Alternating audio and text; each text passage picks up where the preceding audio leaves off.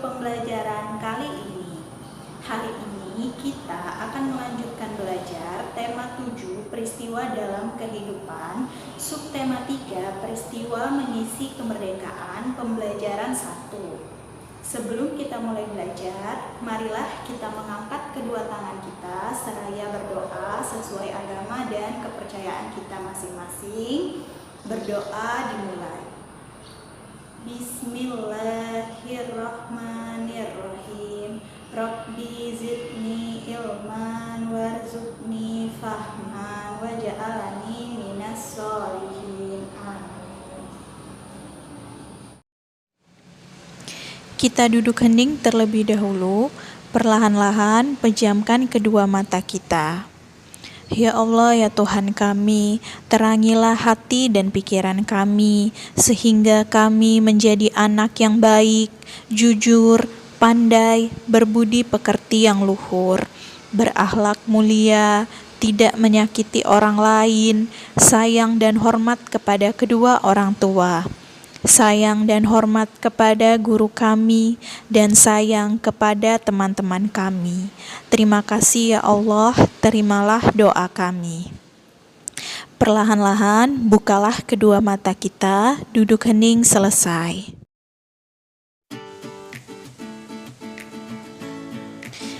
Banyak peristiwa yang terjadi di dalam kehidupan kita. Ada peristiwa-peristiwa yang dianggap penting dan patut dirayakan bersama orang lain. Untuk itu, diperlukan sebuah surat undangan untuk merayakannya bersama orang lain. Anak-anak, coba perhatikan salah satu contoh surat undangan berikut ini.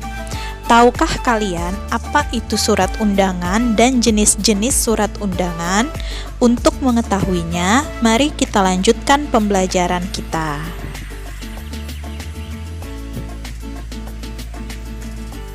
Surat undangan merupakan surat yang berisi pemberitahuan dan permintaan kesediaan seseorang untuk menghadiri suatu acara atau kegiatan.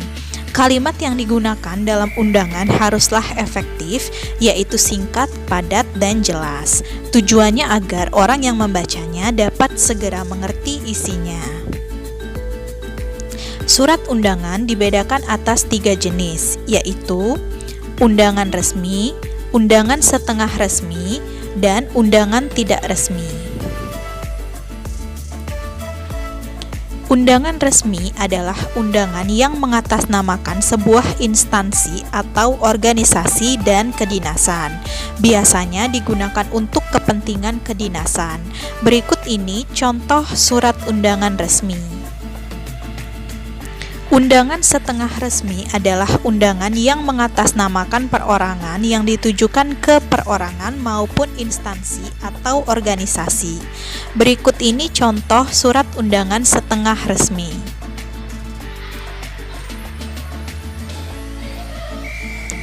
Undangan tidak resmi adalah undangan yang mengatasnamakan perorangan yang ditujukan kepada perorangan untuk kepentingan perorangan. Misalnya, undangan ulang tahun. Berikut ini contoh surat undangan tidak resmi. Anak-anak, salah satu perbedaan antara surat undangan resmi dan tidak resmi adalah pada tampilan dan bagian-bagian surat. Berikut ini bagian-bagian surat yang terdapat pada surat undangan resmi. Pertama, kepala surat atau juga disebut kop surat. Surat undangan resmi harus menyertakan kop surat pada bagian awal penulisan.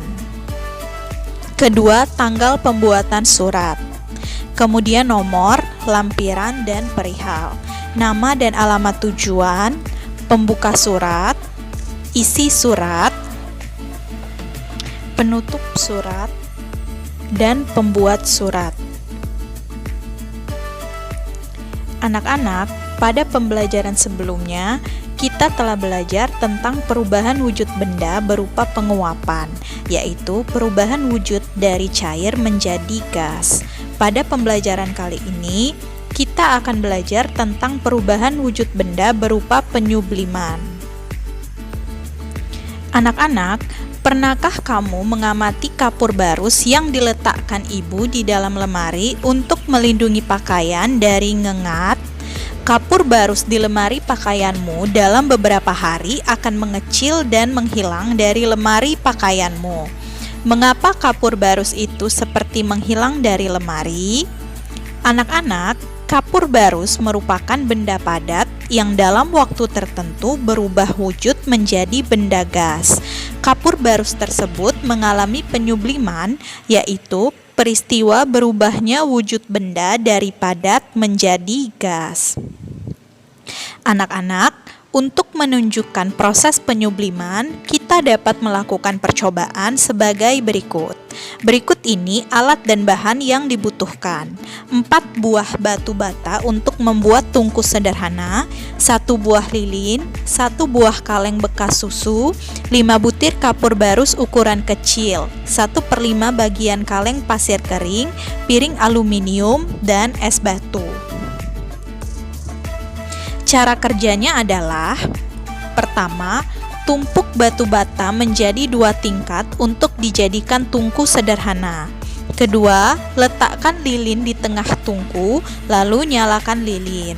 Ketiga, isi kaleng bekas susu dengan pasir, lalu masukkan kapur barus. Keempat, letakkan kaleng bekas susu tersebut di atas tungku. Kelima, letakkan piring aluminium di atas kaleng susu, lalu letakkan beberapa butir es batu. Dan yang keenam, diamkan selama 10 menit. Kemudian, amatilah perubahan yang terjadi pada kapur barus setelah 10 menit. Angkatlah piring aluminium dari atas kaleng. Lalu perhatikanlah apa yang terjadi pada dasar piring. Anak-anak, jika kalian telah melakukan percobaan tersebut, kalian akan menemukan pada dasar piring akan terdapat kristal-kristal. Kesimpulan yang dapat kita ambil dari percobaan tersebut adalah, pada percobaan tersebut menunjukkan salah satu contoh peristiwa menyublim, yaitu perubahan wujud zat dari padat menjadi gas.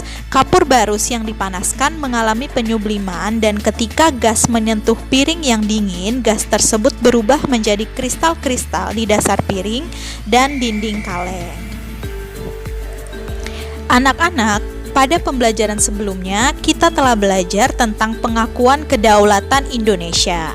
Setelah menjadi negara yang merdeka dan berdaulat, maka tugas kita sebagai generasi penerus bangsa adalah mengisi kemerdekaan dengan kegiatan yang positif dalam rangka pembangunan bangsa Indonesia. Kemerdekaan Negara Kesatuan Republik Indonesia didapatkan dengan cara yang tidak mudah dan tidak murah. Bertahun-tahun para pemimpin bangsa ini berupaya dengan berbagai macam cara untuk melepaskan diri dari penjajahan bangsa lain. Ribuan nyawa manusia juga telah melayang dalam upaya ini. Kini Indonesia telah menjadi negara yang merdeka dan berdaulat. Generasi penerus bangsa harus mengisi kemerdekaan dengan kegiatan yang positif dalam rangka pembangunan bangsa Indonesia yang seutuhnya. Misalnya, dengan mencintai dan bangga menjadi bangsa Indonesia. Kemudian, dengan membangun kualitas manusia Indonesia.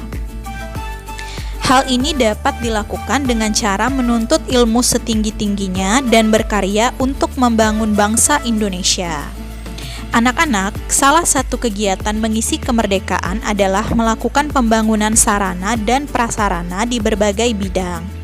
Pembangunan sarana dan prasarana di berbagai bidang dilakukan untuk menunjang kegiatan masyarakat dalam rangka meningkatkan kualitas hidup dan manusia guna mencapai kesejahteraan.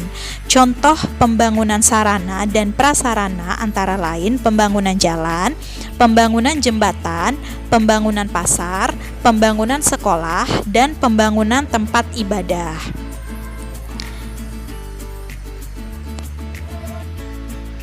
Anak-anak, Dalam setiap kegiatan pembangunan terdapat faktor pendukung dan juga faktor penghambat pembangunan.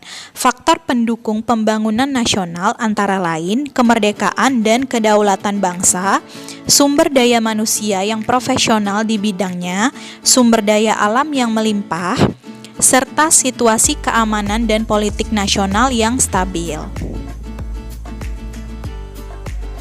Sedangkan faktor yang dapat menjadi penghambat pembangunan nasional antara lain kualitas sumber daya manusia yang rendah, penguasaan teknologi yang masih rendah, adanya korupsi di ranah pembangunan, serta birokrasi yang buruk. Baiklah anak-anak, sampai di sini materi pembelajaran kita hari ini. Selalu ingat pesan Bu MC, rajin-rajinlah mencuci tangan dengan sabun di air mengalir. Kemudian jangan lupa untuk selalu menggunakan masker jika harus bepergian keluar rumah. Dan sebisa mungkin hindari kerumunan atau keramaian. Semoga pandemi ini segera berakhir supaya kita bisa bersekolah kembali secara tatap muka. Ibu akhiri. Wassalamualaikum warahmatullahi wabarakatuh. Sampai berjumpa kembali di pembelajaran kita